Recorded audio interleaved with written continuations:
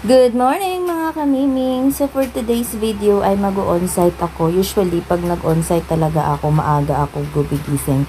4 AM gising na ako kasi magpe-prepare pa ako. Tapos yung mga pusa ko walang maiiwan dahil wala pa si Justin at nasa probinsya pa.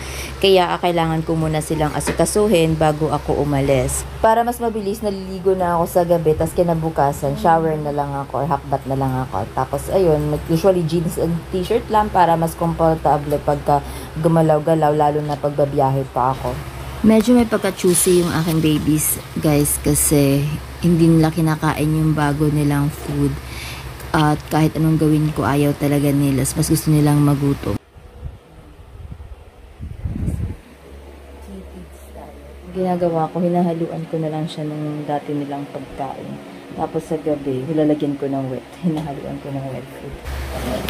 Yung cat food kasi na gusto nila is yung cuties. Kaya nilalagyan ko na lang ng cuties. Hinahati ko siya. Tapos imimix ko yung bago ko nabili na food para makain nila. Pero pili-pili pa rin nila, guys. Ayaw talaga nila totally yung nabili ko. Sobrang dami kaya sayang naman.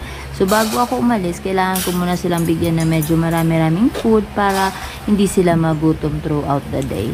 Ayun, pagkatapos kukunin natin yung kanilang poops kasi itatapon ko naman yan sa labas dahil ang balik ko is hapon na at walang magtatanggal niyan. Tapos dadami na siya sa pagdating ko sa bahay. So ayun, kailangan natin siyang tanggalin tapos i-dispose na lang natin bago ako umalis. So, ayan guys, t-shirt and jeans lang tayo ngayon. Naka-ready na ako. So, magbubook na lang po tayo ng Move It. And Move It muna ako ngayon kasi yun yung mabilis mag-book dahil madaling araw. So, mas mabilis siya for me. And ang oras natin ay 4:30 na. Sabi ko, alis ako ng 4:30. So, magkikita na lang kami dun sa Riverbank. See ya! Right guys, andito na po tayo sa Riverbank. Sobrang talinit. Nakalimutan ko na pero parang dito naman kami magkikita eh. So, antayin na lang natin siya. Magkakape ba ako sa Jollibee? Pero close pa. So, wait ko na lang siya dito. Pretty. Here. Here.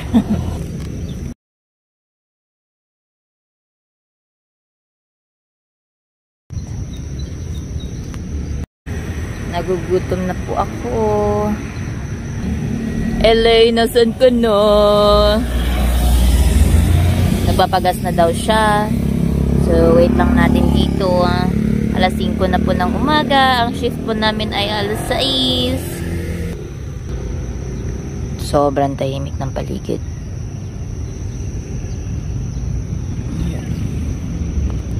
Ang Jollibee ay close pa.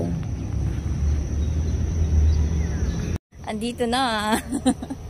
Sabay ko yung kaibigan ko galing Marikina. Babaybayin na namin yung EDSA papunta sa office namin. Ang office kasi namin sa Makati. Tapos yung shift nga namin ay 6. So medyo maaga pa naman. Pero dahil hahanapin pa namin yung parking. Dahil hindi namin kabisado yung parking doon. Kaya medyo maaga-aga dapat kami. Pero for sure hindi naman kami malilate yan. So ayun. Nandito na kami sa EDSA. Ayan, pero usually, lang talaga ako nagmomotor. Nagbubook na lang ako ng Joyride, Angkas, or Move It. Depende na lang kung alin yung mas mabilis na mag-pick up, ganun. Kasi mas mabilis yung biyahe pag nakamotor lang. Wala pa sa 30 minutes, minsan nasa office na ako. Kaya, mas prefer ko siya kasi tatricycle pa ako. Tapos, MRT kung gusto ko. Kaya, mas mabilis kung motor na lang para less hassle. Medyo pricey nga lang siya pero mas okay na yun sa akin kaysa mag-commute. Andito na kami sa parking. Hindi kami late. Yan si Elaine.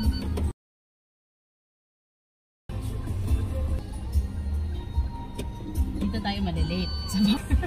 Oo, dito tayo tatagalan. Yes. Pero kayang-kaya pa. May 10 minutes pa tayo.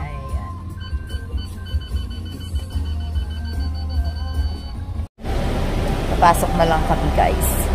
And si Elaine. Nagsisyaparos pa.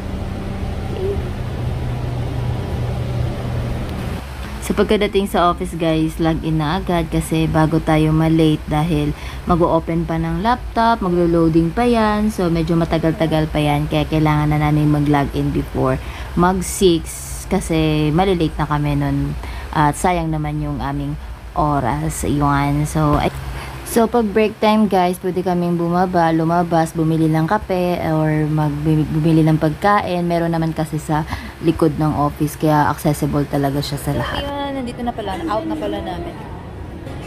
Nadaan muna kami dito sa may Central Mall. Bibili lang kami ng gummy bears para sa anak ni Elaine.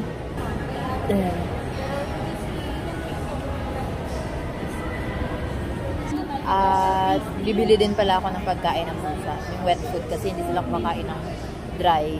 Yung binili ko nga, so kailangan ko bumili ng wet food para imimix ko dun sa dry food. Hala? Bibili lang ako ng pagkain ng pusa. Doon kami sa may marketplace. Oo. Sa may market.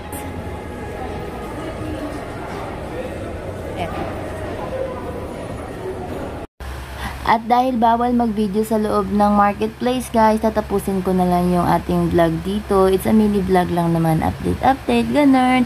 Thank you for watching. Until next time. Bye!